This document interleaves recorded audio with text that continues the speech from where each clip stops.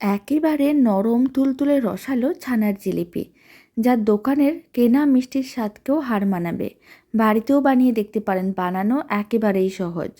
প্রথমে একটা বড় সাইজের ট্রে নিতে হবে, তার মধ্যে 100 গ্রাম ছানা নিতে হবে। খুব ভালো করে ছানাটাকে মেখে নিতে হবে।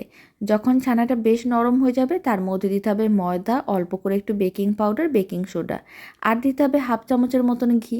খুব ভালো করে সমস্ত কিছু মিশিয়ে ঠিক এরকম একটা ডো রেডি করতে হবে।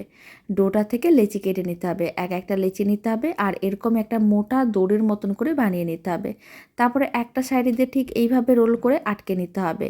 সমস্ত জিলিপিগুলো একইভাবে রেডি করে তারপরে কিন্তু গরম তেলের মধ্যে দিয়ে দিতে হবে। আর ফ্লেমটা লোতে রাখতে হবে প্রথমে প্রায় 3-4 মিনিট। তারপরে ফ্লেমটা মিডিয়ামে রেখে উল্টে পাল্টে বেশ লাল লাল করে ভেজে নিতে হবে। তাহলেই কিন্তু জিলিপিগুলো ভাজা হয়ে যাবে। এবার জিলিপিগুলোকে এক সাইডে রেখে দিচ্ছি।